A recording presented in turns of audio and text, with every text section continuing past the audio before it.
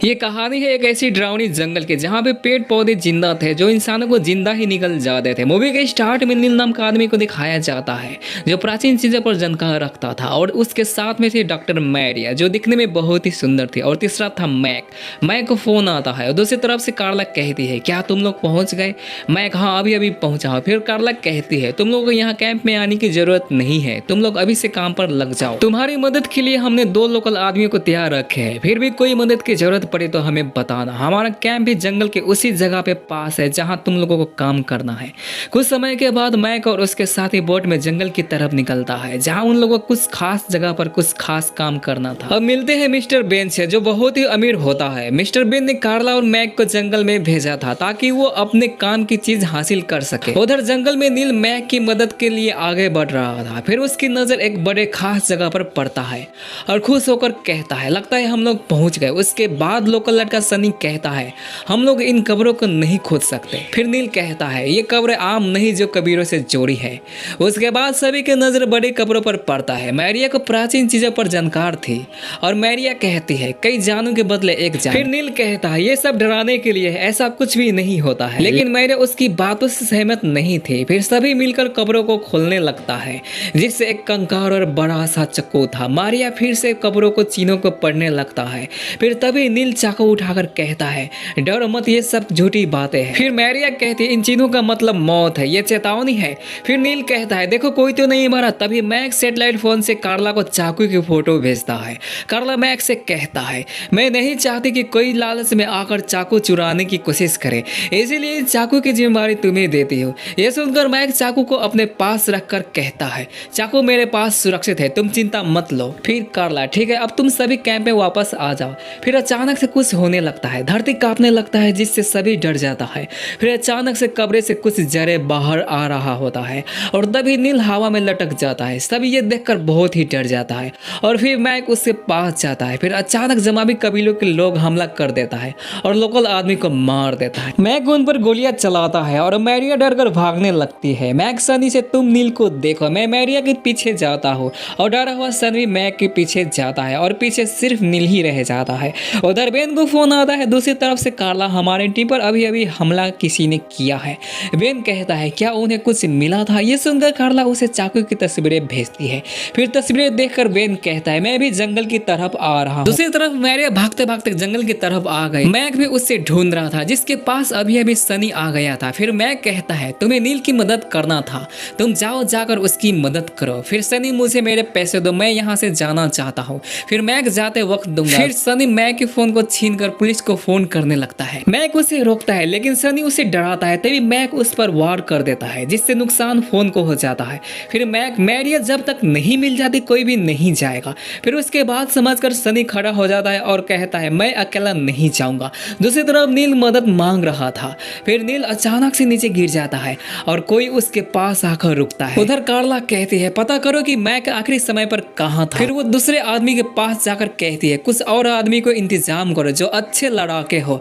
उधर जंगल में सनी और मैक आगे बढ़ रहे थे। फिर अचानक से कुछ डरावनी आवाजें सुनते हैं। मैक इशारा कर सनी को रोककर आगे बढ़ता है। सनी भी उसके बात मानता है। मैक आगे बढ़ रहा था। सनी काफी ज्यादा डर चुका था। सनी जिस पेड़ के पास खड़ा था उस पर हलचल होने लगता है। सनी को इस बात को बिल्कुल भी अंदाजा नहीं था कि वो एक आदमखोर पेड़ के पीछे खड़ा था और तभी पेड़ उसे पकड़ने की कोशिश करता है लेकिन सनी बच जाता है।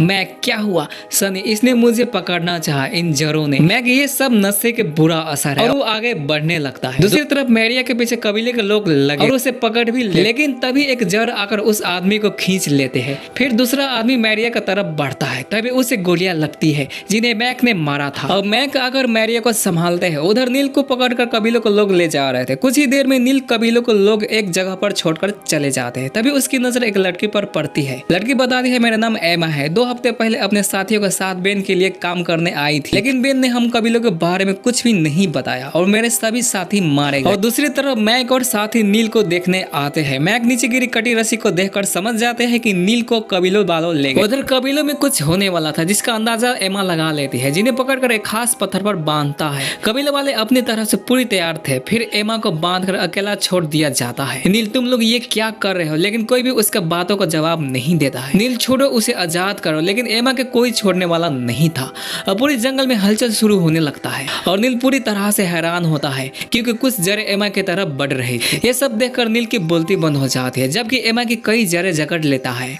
नील बेबस था, कुछ भी कर नहीं पा रहा था और तभी एमा की 2 टुकड़े हो जाते हैं। नील के लिए ये सब देखना आसान नहीं था। उधर बेन की अपने आदमियों के साथ आगे बढ़ रहा था, लेकिन कबीलों के लोग उस पर हमला कर देते हैं, जिससे बेन की सभी साथी मारे जाते हैं। वो कार्ला को फोन कर और आदमी मांगता है, लेकिन तभी कबीलों के लोग कैंप पर भी हमला कर देते हैं। कबीलों के लोगों को बाहरी लोगों को आना बिल्कुल भी पसंद नहीं था। कार्ला भागने की कोशिश करती है, लेकिन कबीलों ने उसे मारकर बेहोश कर देते हैं। कुछ देर बाद मैक और सनी कैंप पर आता है। कैंप पर लाशें और तोड़फोड़ देखकर समझ जाते हैं कि ये सब कबीलों वालों ने किया। वो जल्दी जल्दी ढूंढकर कुछ मदद बुलाना चाहते हैं और उसके पास कुछ फाइल हाथ पड़ती है। अब उन्हें पता चलता है कि उनसे पहले कई टीम बेन के लिए काम करने आया था, जिनमें से कोई वापस नहीं लौटा। अब मैक फिर से जंगल में जाकर नील को बचाना चाहता। दूसरी तरफ कबीले वाले नील को बलि देने वाले थे। नील, देखो मैं कुछ ही देर में मरने वाला, मैं इन पर हमला करूंगा और तुम लोग जल्दी से फायदा उठाओ। अब नील को उठाया जाता है और उस पर हमला कर देते हैं। तभी कार्ला जल्दी जल्दी एक चाकू उठा लेती है। तब नील को उसी जगह उसी पत्थर के पास बांधा जाता है। फिर कबीले फिर से कुछ चीजों को पुकारा जाता है। फिर नील को भी 2 टुकड़े हो जाते हैं। बस इस बार नील के बाद कार्ला थी और उसके लिए भी ये देखना आसान नहीं था। फिर कुछ देर बाद कार्ला वहाँ से भाग जाती है और वो एक पेड़ के पीछे खड़ी थी और तभी बेन उसके पास आता है। कार्ला उसे कहती है कि तुमने इस बारे में पूरी बात नहीं बताई।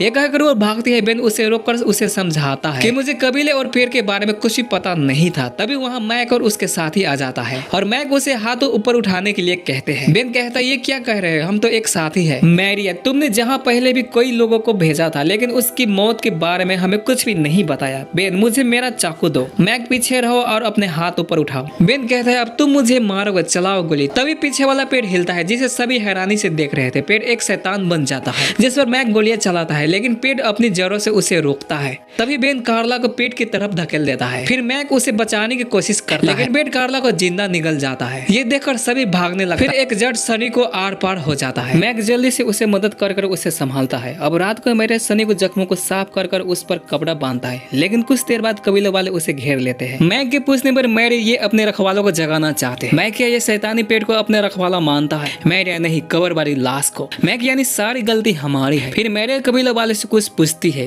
जिसके जवाब में कुछ बताते हैं। मैरी, पुराने समय में भारी लोग इनकी जमीन पर हमला कर देते थे, जिसके बाद कबीले के बड़े बुजुर्गों ने जादू करने वाले पेड़ को जिंदा किया। फिर पेड़ के बाहरी लोगों को मारते थे और उन्हें खाते थे, लेकिन बाद में वो कबीले वाले लोगों को मारकर खाने लगे। फिर कबीले के बड़े बुजुर्गों ने एक रखवाला बनाया जो इन्हें पेड़ों से बचाता था। अब कबीले वाले चाकू को जमीन पर मारता है। मैरिया, पेड़ों से बचाने के लिए चाकू को रखवाले के कब्र में रखना होगा। तभी कबीले वाले देखते हैं कि सनी के अंदर जड़ें आ चुकी है। सनी पूरा डर जाता है और तभी कबीले वाले कुछ कहता है, मेरे रखवालों को फिर से कब्र पर चाकू मारा गया तो सनी बच जाएगा। ये सुनकर मैक उससे चाकू मांगता है। कुछ ही देर बाद सभी कब्र के पास पहुंच जाते हैं। फिर मैक कब्र पर पड़ी लाश पर चाकू मारता है, लेकिन तभी सनी दर्द से चिल्लाता है। अचानक जमीन पर हलचल होने लगता है और तभी मैक फिर से चाकू निकालता है, जिसके साथ ही सनी मारा जाता है। तभी वहाँ शैतानी पेड़ आ जाता है। मैक और मैरिया वहाँ से भाग जाता है और दूर जाकर एक जगह पर छुप जाता है। मैक, मैंने लाश को चाकू मारा था, लेकिन काम नहीं। फिर मैरिया उससे चाकू लेकर कहती है, इसके अंदर कुछ लिखा होगा, क्योंकि प्राचीन चीजों पर राज ऐसे ही रखे जाते हैं। तभी चाकू को खोलकर मैक मैरिया को देता है। उसके बाद मैरिया चीनों को समझकर कहती है, कबीले वाले सनी को बचाना नहीं, बल्कि कब्र के पास उसका बलि देना चाहते थे। वो उसकी बलि देकर पेट को कैद करना चाहते। ये सुनकर मैक बहुत गुस्सा होता है और उससे चाकू लेकर वहाँ से चला जाता है। मैक के अंदर गुस्सा था कि कबीले वाले धोखा दिया कि सनी बच जाएगा। उधर मैरिया को भी एक कबीले वाले पकड़ लेते हैं। कुछ देर बाद मैक कबीले वालों के कब्र के पास रखता है और तभी दूसरा आदमी उसे रुकने को कहता है। मैक उसे छोड़ देता है, लेकिन तभी एक गोली उसे लगता है जो बेन ने चलाया था। मैक उसे रुकने को कहता है, लेकिन बेन उसके कंधे पर गोली चलाता है। मैरिया भी उसे रोकती है, लेकिन तभी मैक हमला कर देता है। अब दोनों लड़ने लगते हैं, लेकिन तभी शैतानी पेड़ आ जाता है। मैक बेन को कब्र पर फेंककर उसकी बलि दे देता है। फिर उसके बाद शैतानी पेड़ एक साधारण पेड़ में बदल जाता है। अब मैरिया और मैक ही जिंदा बचे थे और इसी तरह इस मूवी का समाप्त हो जाता है। तो दोस्तों, मूवी की एक्सप्लेनेशन अच्छी लगी तो वीडियो को लाइक और चैनल को सब्सक्राइब जरूर कीजिएगा। Thanks for watching.